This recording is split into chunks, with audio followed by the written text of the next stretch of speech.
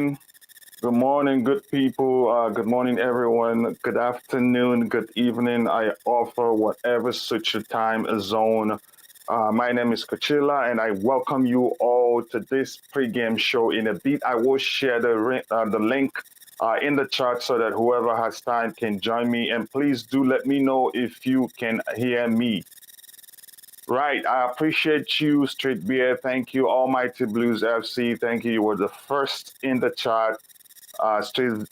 Followed by Street Beer, and then we have Data, my good friend and a big supporter of this channel, and we have Street Beer also. So greetings to you all.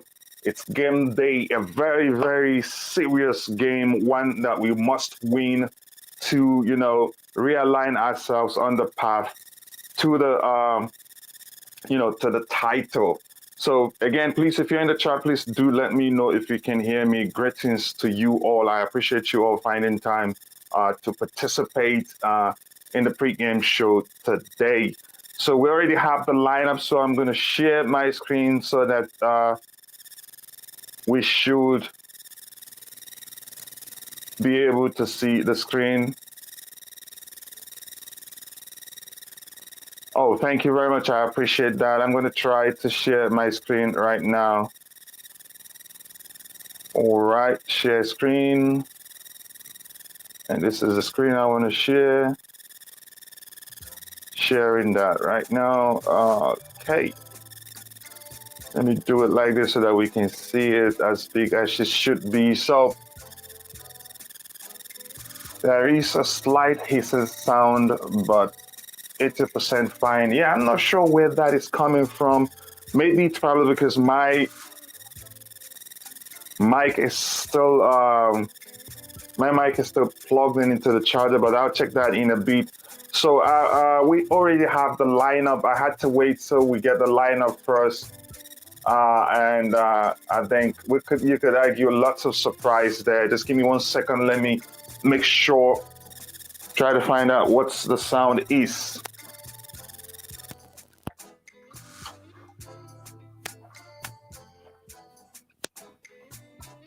Yeah, please do let me know if you can still hear the hissing sound. If not, I will turn off the music. I'm not sure where it's coming from, but that is, by the way. Now, looking at the lineup, Kepa is in, between the sticks as suspected. In the back three, we have Thiago Silva leading the back three with Rudiger to his left and Malang Sarr to his right. I think, and then to the four, because it is 3-4-3 indeed, as most people 3-4-2-1, so to speak. We have Mateo Kovacic and N'Golo Kante in the middle as the 2 6s, and then Cezar Azpillicueta as the right wing back man. Marcus Alonso takes his place as the left wing back man. The 2 8s or 2 10s, if you like, it depends on the application. We have Ziyech.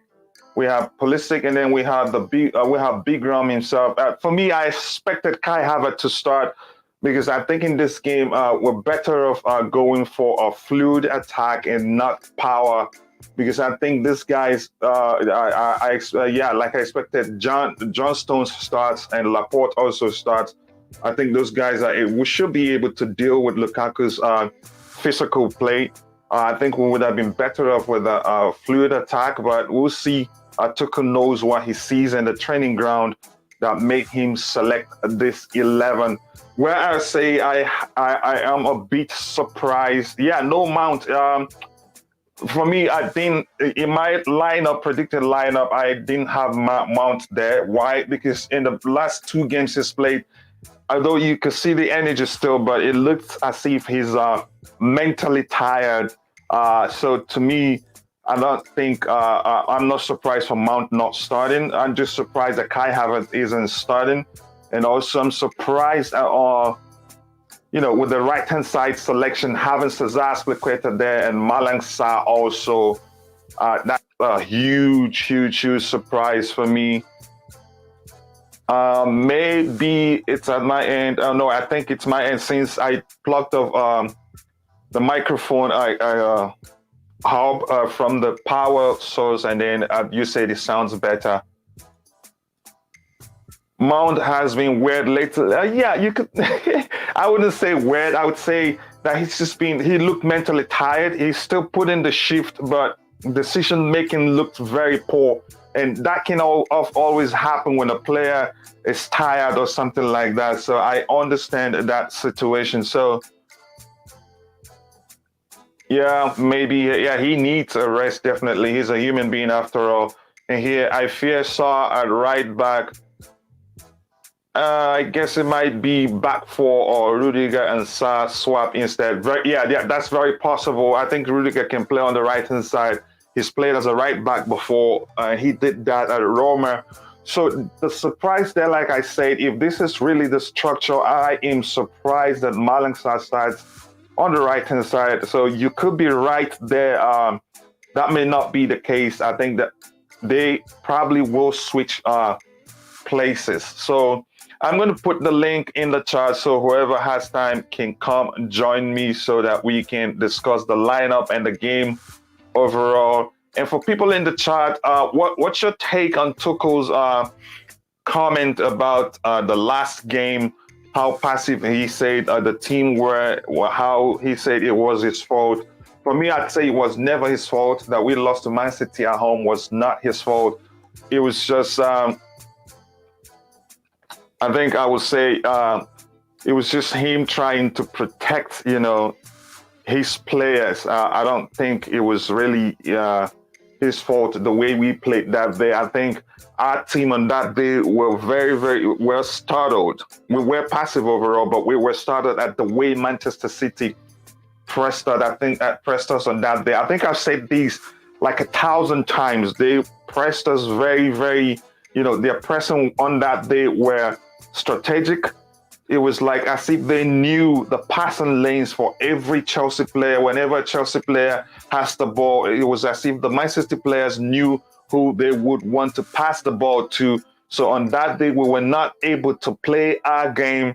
So I think it was never Tuchel's fault that the way we played that day. I think Man City, after the Champions League final loss, started preparing for that game, and they prepared very, very well. So I'm concerned really that if we're going to play three at the back today, we may face the same issue like we did on that day. Although towards the end of that game on that day, it seemed as if we got into our own and we played, but the goals couldn't come. Lukaku missed. Was it Lukaku? I think Lukaku missed a chance. Kai Havertz missed a chance.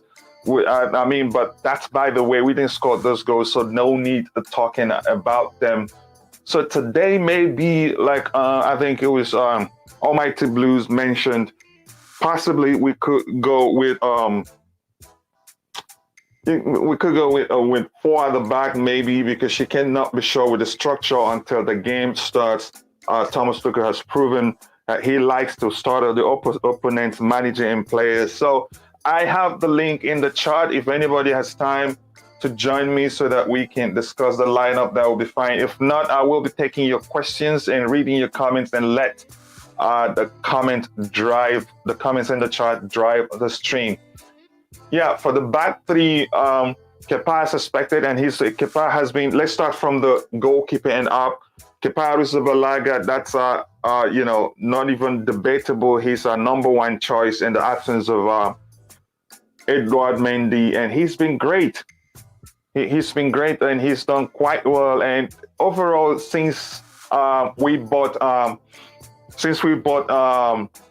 Edouard Mendy, I think he's kept more clean sheets that Edouard Mendy has done. But Mendy himself has been brilliant, but that's not taken away anything from Kepa Arrizabalaga. And in the absence of Mendy, he's done quite well. Some good saves. The other, what game was it again? If you're in the chat, please remind me. I think you could argue he did enough to win man of the match. Had it not been for the brilliant performance of it, I think was it Lewis Hall? Was it in that game? I think probably. And for the back three, Sarr himself, I think Tuchel with the way Sarr's performances of late. Like I've argued before, Sarr is actually a good player. What he needs is proper protection from the midfield. then he will be relaxed and do his job, not fearing opposition players coming at him with ease. So since we've had our best midfielders back, you've seen how good Malang Sarr can be. He's done well. My concern is that I don't think this will be the structure. I think if anybody will be on the right hand side, it will be what's his name? It will be Antonio Rudiger. Can you please read out the City lineup, bro? The image is not on my phone while I try to fix my net. Okay, the City lineup, they're playing 4-3-3. I think this is more, traditionally, they play 4 at the back. The City lineup includes Cancelo as the left back, Laporte as the left centre back, Stone right centre back, Walker right back. And for the midfield 3 for them, you have Silva, Bernardo Silva, you have Rodri, and then you have De Bruyne, of course. And the front 3 includes Foden, Grealish, Sterling. I think if you look at the City lineup, you'd argue that they're actually trying to. They're going for fluidity, and that's all they have. They don't have a defined striker, if you ask me. I think they've learned the truth about our defenders is one-on-one. When players take our defenders on, they seem to struggle a bit to deal with tricky customers such as Grealish. Not really. Sterling is always, I think, one-on-one dribbles. They find it very difficult. I think with pace, I think they would try to go behind our defenders because we play a very high-risk game. They would try to go. Let's use long balls to go beyond our defense and have Sterling, but those on the flanks. That's Foden and Sterling to run in behind our defenders and get the ball and try to score. Even on a break also, because I think we'll play, given our lineup today, I think we will play our game. We will keep the ball, maybe not as much as Man City will do. So they will try to hit us on a break also. They're very good counter-attacking team. People don't usually talk about that.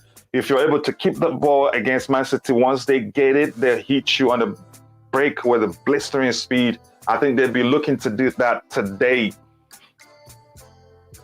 Street Beer says, Sarr is a human wall when he plays well. Yes, when he plays well, in the sense, like I've argued before, in the previous streams or videos or streams that I go on, the Sarr's issue was that when he got the chances to start playing games, we had problems in the midfield. So our defense did not have proper protection. So Sarr struggled because of that. Because the truth is, if opposition players can come at your defense, 10 times at least, you'd expect them to do something with the ball like 5 times at least. So that was the case then. But I've recent that we've had our best midfielders back, N'Golo Kante, whether it's Kovacic, even now that Saul Niguez started playing well.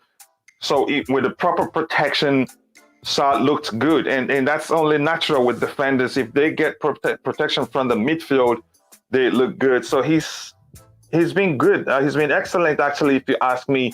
But you still see those mistakes you see from a young player. But at least he's not been bad, and I think he could go on to stay on and not leave on loan, because he's a good tackler of the ball too. And one-on-one, it's very difficult to beat him. Viola, welcome to the stream. They say yes, lateness is greatness, so you are welcome to the stream. Yeah, it's hopefully, like I think I had a conversation with Ankit the other day. I think the possibility of Rudiger signing and staying on at Chelsea is very high at this point, the way he speaks. And the fact is, if he's looking for a higher wage, no, I don't think any club would risk paying a salary that would get them into trouble, because I heard from staff that the new FFP rule includes, I think, salary cap. I'm not sure until I see it, but that includes new measures, you would say, that will restrict the reduce how much clubs spend in terms of salary. So, but again, if the surprising thing about the Rudiger is that whenever he plays, it doesn't even look as if he hasn't signed a contract, he hasn't extended his contract, stay at Chelsea. He gives 150%, if you ask me, always at his best, not minding the situation. And another aspect of the whole thing that's surprising to me is the talks that Andreas Christensen is the most likely to leave Chelsea Football Club. Before, if you ask me, I'd say he's the most likely to stay, while Antonio Rudiger is the most likely to leave. Again, for people in the chat, I have the link to the panel in case you want to join us. Yeah, I'll come to that. So we started from Kepa Arrizabalaga. We'll move into the back three. If you have anything to say about the back three, you go ahead. With Thiago Silva leading the back three, that is, I mean, aside for sore eyes, I mean, he's brilliant. His leadership abilities. He's not the quickest, you could argue, but what makes Thiago Silva so special for that back three is that he's seen it all. Or let me say, whenever he's in the back in our defense, is that he's seen it all. He's been in the game for a decade and a half. I mean, he's played against all sorts of players. You can name them now, and I'll tell you he's played against them. So he has that experience, so much experience that even though he's not the quickest on the pitch, the quickest players on the pitch will not even get a chance, to race against him, let alone outpace him. So that makes Thiago Silva's presence in the back line very, very special. Stav, welcome back to Chelsea Perspective, and I am happy to see you join the panel to discuss this lineup. Hello. Sorry, I'm a bit late. No worries. No worries. At least you're here. How you doing today, man? Yeah, I'm all right. I just got held up posting the team up on the Facebook page and that, and then getting my TV ready for kickoff. Yeah. That's good to hear. So, Stav, I was talking about the. Do you think this is really the lineup today? Because usually, when it's a Premier League game, these guys have the structure of the team. If this is really the structure, what do you think? Do you think it's the best way to approach it? I've not really seen the structure yet, and if you're talking about your app, I don't read much into it. What's your app? What's your app? It's saying 3-4-2-1. Yeah, so basically the usual. In truth. The usual, yeah. He's reverted back to his preferred formation since he arrived to Chelsea, if you ask me. Yeah. I think he's going to go back to the normal, which I suppose is understandable, seeing as we've had some success with that system, but I'm not 100% certain. And then you've got, is it Pulisic and Ziyech? Yeah, let me show it again. Yeah, but let's start from the back. But overall, let's go through the lineup again. Kepa Arrizabalaga between the stick, back three, Thiago Silva in the middle, Sarr on the right-hand side. That's what I and the people in the chat have said, maybe a swap between Sarr and Rudiger. Maybe this is not the correct placement there, but that's by the way. And for the four in the midfield, we have the 2 6s, Kovacic and Kante as Cezar Azpillicueta or as the right wing back man. Left wing back, Marcus Alonso, Christian Pulisic as one of the 8s on the left-hand side, Ziyech as one of the 8s on the right-hand side, and Romelu Lukaku as the number 9 man. So the lineup overall, what do you think? Would you have done anything differently? No, not really. I haven't really seen the subs, so I just posted the team quickly. Who are the subs? Who else could he have played in the back three? That's a genuine question. Who could he play in the back three? Who's on the bench? On the bench, we have... Defender-wise. Okay, defense-wise, yeah, I think your argument makes sense. I think if we're talking about playing a back three, I think that's it. But the question is, how about Sarr on the right and Rudiger on the left? Because Rudiger has played on the right-hand side before. Even for Roma, he played there for a pretty long time. So maybe they misplaced it. Maybe the guys with the app or the FOTMOB app don't have the formation correctly, the structure of the formation. I'm not sure. Yeah, because I think if Sarr's on our right, then you've got like I've not seen the Man City team. What's his name? They're going to have somebody running at him. So so the two wing backs are really going to have a lot of work to do. Well, I don't know. Maybe we'll start with when we not got possession, we'll go with maybe 5 across the back if we haven't got possession. But then where's the width? Where's the width going to come from?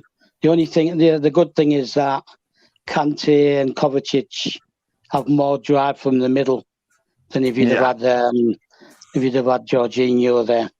So it depends what he's expecting of the two behind Lukaku.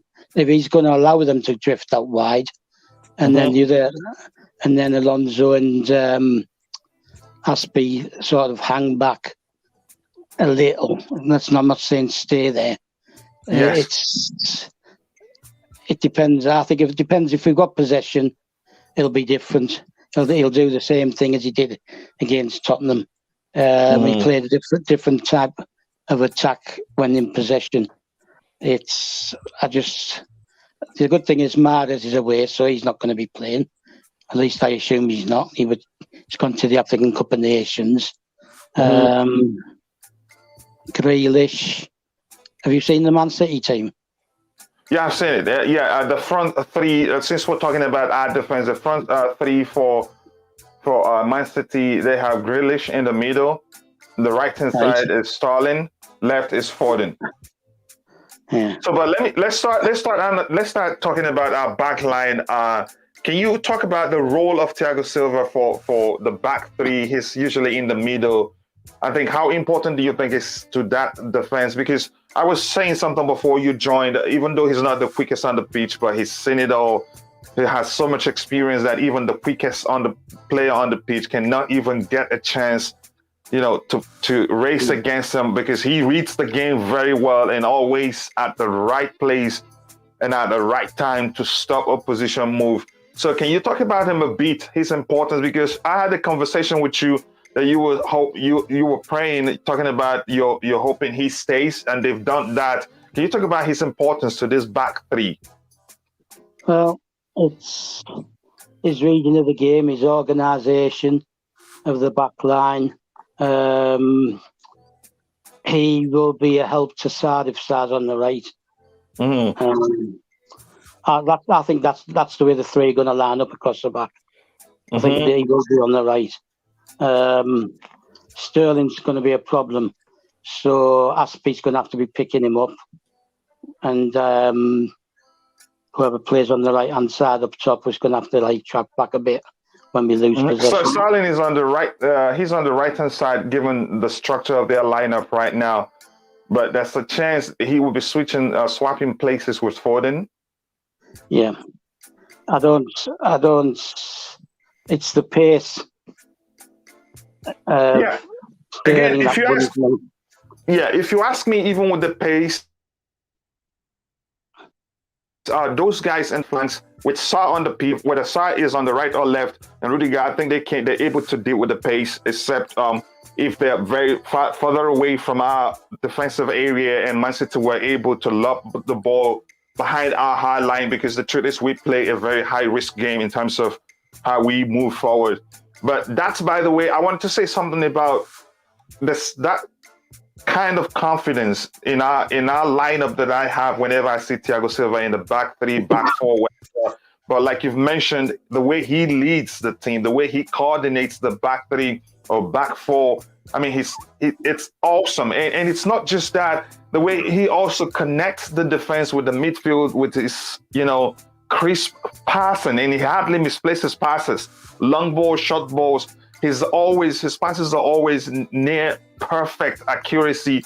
So that's, whenever I see him on the pitch, I get some measure of confidence that I usually don't fear the opponent that much, no matter how good they are. So I think he's very, very important to the way we play, and I really like it. So I'm going to take us. Let's move to the midfield now, Stav. We have the two sixes there, which Kante and Kovacic. What do you think? Is that your preferred pairing there? Yeah, that's my preferred pairing. Always be my first choice pairing if they were both fit. Yeah, because you don't trust Jorginho that much because you feel like if he gets pressured, he will lose the ball. Yeah, he's I don't know, it's difficult to explain. I just think that he gets targeted when against the better teams, and teams with better midfielders are going to find it easier to dispossess him, because he slows things down too much. And I think our attacks are going to start from the back with Silva, maybe into the midfield. One of them driving forward and trying to feed the two behind Lukaku. But Silva will be the one who's probably going to have to start the attacks from the back and play it forward. And then whoever gets the ball, whether it's Kante or Kovacic, they can drive forward whilst the other one sits, and both are capable of it. And then it's dependent. I'm a bit concerned about the lack of pace in Azpi and Alonso. Footballing brain, I'm not worried about Azpi, but Alonso just tends to drift out mentally. Just loses concentration. He seems to he doesn't. I think you could say, put it this way: he doesn't know how to underlap. That is to calculate his his moves to suit his lack. That is to solve to make up for his lack of pace. He overdoes it, and then he's always been found wanting. But here's the question. Here's what I have for you here, and I know this will make a good discussion. Because I again, before I even ask that question, I understand how you feel about Jorginho starting. Now, Jorginho, you can agree, is a very different player from N'Golo Kante and Kovacic. Yeah. Right? Now, what Jorginho brings to the team is the ability, that is, I don't think, you could say, to manage games and for us to keep the ball the way play the way we want. That's why I always say he's pivotal to the way we play as a regista. Even though you could argue we don't need him in this team, I know that's your argument. But the fact is, with Jorginho on the pitch, we keep the ball better because Kovacic plays differently. He's always eager to drive with the ball. And so he's always progressive, but that's fine. But sometimes you need to, pick when to progress and when to relent a bit so you don't lose the ball. And I think Jorginho does that. He does that very well. He orchestrates, you could say, the tempo of the game for us. And that you don't have in Kovacic. I think Kante can do that to a certain measure, but not as well as Jorginho can do it. So with Jorginho's absence, what do you think this team will be missing now? What do I think they'll be missing? Yeah. Less likely to get caught out. Faster attacks we'll have. I just don't think that he's suited to the games like this, right? Yes. Because if you look at the 3-1 defeat at home under Lampard, he played, right? We played him and Kovacic in the cup final, and despite other circumstances, I'm on about the one against Arsenal under Lampard. Despite losing Pulisic and Azpi, the goals we conceded were down to him not picking up players coming through. Aubameyang in that case. Against Man City, he allowed Gundogan to shoot from distance. People just go past him too easily when they get the ball. He either puts his body in the way looking for free kicks, right, or he'll commit a foul. in most instances when teams are running at us. And the thing is now, with the supposed new rules that they let more go, he's going to get caught out and teams going to get through. I just don't think. I understand that certain managers pick him because of their controlling of the pace of the game, but Lampard dropped him because of that, because he was too slow and he didn't progress our attacks. And we're going to have to be progressing quickly against Man City and try and catch them out, which we did in the Champions League. But with him in the team, in the Champions League final, we gave up a lot of chances to Man City where he was dispossessed. De Bruyne just before he went off injured, and Kante saved him. And another one on the other side where Sterling dispossessed him, Kante saved him again. And then you had the one where he was up pitch and he had to put his body in the way and get a free kick to get out of a situation where he was going to give the ball away. I just don't think he suits high tempo English football. Let me say this way, Stav. On a positive note, I know he's made some mistakes. Being frank, I know you understand the game very well, and I'm quite sure deep down you know what Jorginho brings to the team. So in his absence, if we really want to keep the ball, let me just leave it up to you. What are we going to miss in the absence of Jorginho? I know you've talked about we're going to miss him giving away the ball. That's very common given the way he played, and we usually play at that is our defenders are more, if you ask me, confident playing out from the back if he's there, because he's also always open and asking for the ball. But let me put it this way, a positive perspective or a positive note, what are we going to miss in the absence of Jorginho? Because I know deep down you understand this game very well to know, and this is what we're going to miss when Jorginho isn't playing. But you could argue that thing isn't really important. What are we gonna miss, Stav? When he's not being pressurized, he is good on the ball. He can move the ball around when he's not being pressurized. Yes. But when teams are sitting low block, then he's more useful, like he was the other night, and he was further up the pitch as well against Tottenham. Right. But you would then argue, when teams are playing low block, does he have that killer pass? Does he have that long ball? Can he play a ball through channels and get somebody in behind? And his statistics suggest he doesn't, because I think he's got something like 6 assists in 4 seasons. So his statistics don't really back that up. I mean, the last one I can remember off the top of my head, which paid off, was when he played the ball forward against Southampton last season, and Werner brought it down. Well, but he juggled it with his head, and then he still had to beat 2 defenders to do it because the ball didn't put him clean through. And those are the types of balls. Maybe because I've had, shall we call it, the privilege of watching Ruud Gullit, Marcel Desailly, Roberto Di Matteo playing those kind of roles, but doing it with precision, creating chances and stuff like that.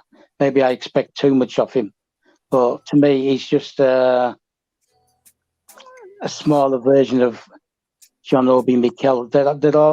Both players are based around quick but short passes.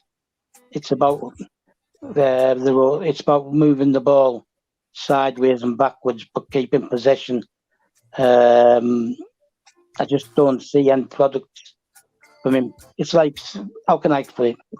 Like, we're supposed to be getting linked to Traore, okay, different players, right? Different players, right? But Traore doesn't create up assists. He doesn't have an end product. It's just, with him, it's all about his pace. With Jorginho, it's all about short passing, right?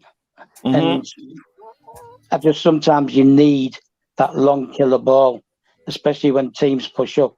And you saw that in, shall we say, the Champions League final with the goal, which he wasn't involved in. But it was 3 passes, first touches, pass first time, right? Except for Mendy, who took 2 touches, played it out to Chilwell. Chilwell first time, Mount first time, and then Mount in behind, in between the defenders, with Werner doing a run which dragged defenders with him. But that was all quick. That was moving the ball quickly and sharply, right? Which we did under Mourinho the first time around. Ball used to move quickly, right? Whether it was Makelele who did it or Lampard did it, straight into Drogba. Drogba would drag it down, and he would either turn and go himself, or he would more often than not bring in Robin on one side, Duff or Joe Cole on the other. But it was all quick. It was high tempo, fast movement of the ball. I just think Jorginho, what he does is just too slow and laboured. It looks good, just like it looked good with Mikel, because you come out with stats like 95% pass success. But when you're playing short passes around people in little triangles, you're gonna have a successful pass rate. I look more into the assists, the long balls. How often have we seen him play a long ball and it's been overhit? This is what I just don't see what he brings to us attacking wise. And the register, as you call him, has to have an attacking side of things, an attacking side to him as well. Like we'll talk about that. If you ask me, I'd say he's actually created some pretty decent chances, but I don't know why the chances he's created, only a few has been put away by our attackers. But that's, by the way, let's look at this comment here, Stav, where he says, he's saying, he said, I like the lineup. TT's pre-match comments, he wanted drivers in midfield and runners up front. This is not a pressing and possession game. Makes sense. Yeah, okay, that comment, I like the aspect that says it's not a pressing or possession game. It's because the truth is, whoever scores first in this game will most likely go ahead to win it. But given the pace, the statement that is in midfield and runners up front, yeah, I can understand the drivers in the midfield, but the pack that says runners up front, do we really have runners here? Looking at the lineup here, Stav, do we have runners up front here? Yeah, we do. Who and who? What about the 2 number 8s? Are they the quickest there? You have to be the quickest to be a runner. So you still... You have to be the quickest to be a runner. You've got to have a quick thinking mind, right? And timing your run very well. Yeah, it's all about the timing, quick thinking, running to the right channels and things like that, right? Like I said before, this is a bit different because we haven't got Chilwell and Reece James. But previously, if you had, whether it was Callum Hudson-Odoi, whether it was Ziyech, whether it was Pulisic, whoever the 2 8s were, right? Whenever they drifted out wide, they would take a defender with them, right? If not 2. So then the gaps opened, so Chile and Reece could then attack into the box, inverted inside the wingers, the runners as you call them, right? So the runners can therefore go and open the gaps for Kovacic, Kante to come in and then feed Lukaku as well. And Lukaku's got to have a bit more movement and all. If we try to play a possession game, we're going to get pushed right back into our own box, right? Because this is what, 5th, 6th game against them with Guardiola and Tuchel, right? There's no way we can play the same game over and over with Guardiola and not get caught out. So I agree with Bobby, right? This is about the quick attacks, pace, moving the ball around, and having runners. And Pulisic, he's got pace. If you give him the ball out wide. He has got the pace to run on and take people on. Ziyech less so, but then Ziyech takes up the positions to receive the ball and then play a quick ball back in again. Whether it's to Lukaku or Pulisic or Alonso coming on the back post, whatever, right? And the thing is, as we've seen, Ziyech has done okay when he's drifted to the left as well. So Pulisic and Ziyech can both interchange and swap round. So we've got to do something different from what we've done in the other games. The system's the same, but because you have the system, if you change the players, it changes the way you play as well. The system doesn't necessarily mean that you're going to play the same way if you change the players. It's like you look at Robin, you look at Duff, right? When they played, they were always getting fed by Drogba. They were always moving. Damien Duff wasn't quick. Joe Cole wasn't electric. Robin was. Right? We haven't got a Robin, admittedly, right? But he was the one with pace. But it's close control. And Pulisic, for me, if you give him the ball and get him into space, with space in front of him, and let him run with it, he's a lot better than all this ticky-tacky tap stuff in the centre of the box, trying to pass around defenders. He has got pace to run with the ball. It's when he starts to change direction and tries to beat people in the box. We've got to be able to spread them out, open up their defences. But